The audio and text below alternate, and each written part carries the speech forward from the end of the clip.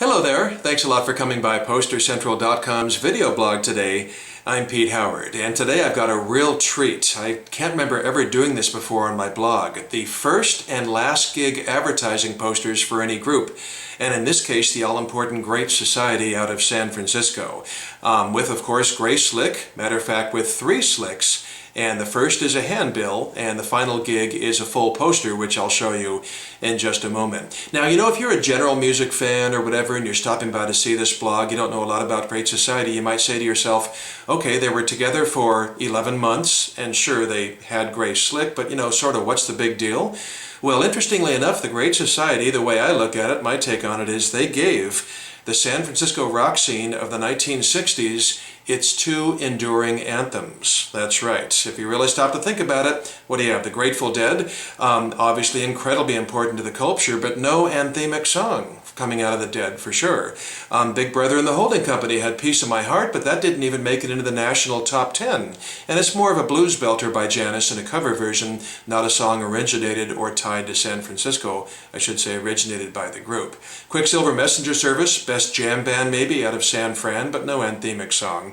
So, you know, and the Jefferson Airplane, they recorded 2 anthems that were shots heard round the world during the Summer of Love in 1967, referring, of course, to Somebody to Love and White Rabbit. Somebody to Love, written by Darby Slick of the Great Society, and White Rabbit, written by Grace Slick, and both performed with the Great Society before Grace went over to the airplane and they commercialized them up. So the Great Society debuted on October 15th, 1965 at the Coffee Gallery in North Beach, and here is the original handbill, 8.5 by 11 inches. There was no poster made, just this handbill, and as you can see it's white paper with black print. I've got it with clothes pinned on this backing board for easy handling, but you know, the loose piece of paper is the original handbill. Certainly straightforward and informative, isn't it? There's no psychedelia to it really, and it just, interestingly for some reason the band's name is in quotes. I don't know why that is, but it does have, grammatically correct, the exclamation point after great, which is what the band formed their name with and wanted, but eventually it was sort of dropped just because I think most of the media didn't think to include it or thought it was a mistake or thought it was weird having punctuation after the second word of a band name right in the middle of the name. So, but it's neat that it's on there. And as you can see, it also does us the favor, and people in the fall of '65 did them the favor of listing the 5 musicians. Darby Slick on lead guitar, David Minor, second guitar and vocal, Grace Slick on guitar and vocal, although the recorder would become an important instrument and she played keyboards as well, Bart Dupont on harmonica and bass, and then last is Jerry Slick, Grace's husband and Darby's brother, on electric percussion.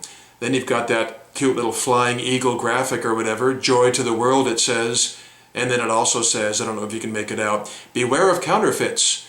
I guess modern day collectors just have to beware of counterfeits of this handbill because it's easy to replicate black and white 8 by 10 things, but this is definitely an absolute original.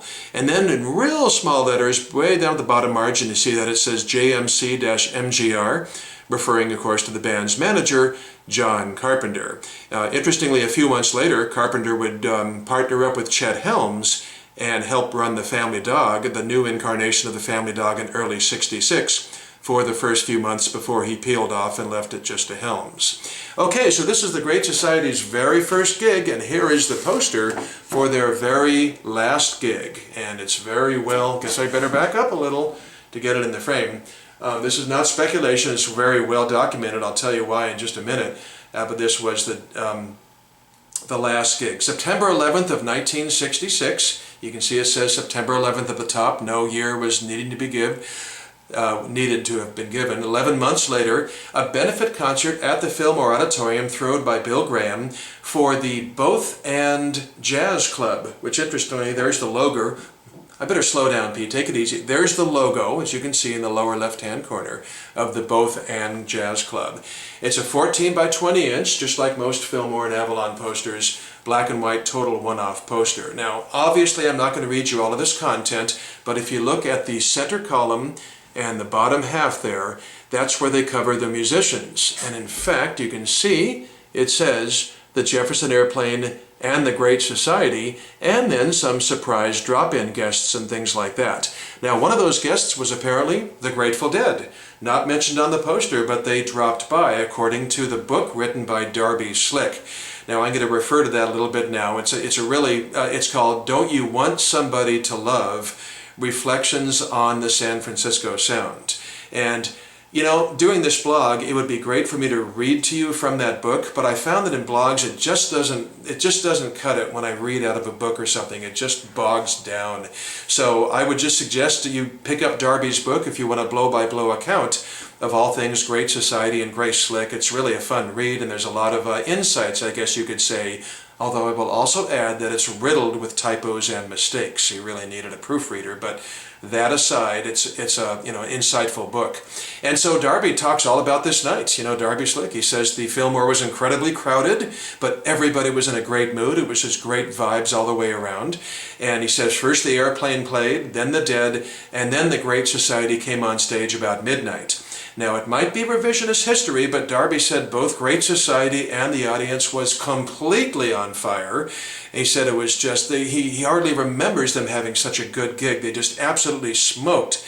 And their set ended with Grace just belting out, "Feed Your Head," you know, at the top of her lungs, obviously the end of White Rabbit.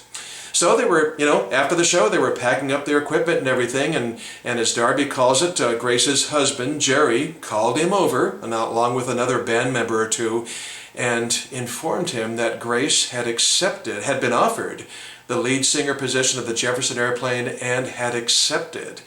And the way he put it was, "We have done our last show."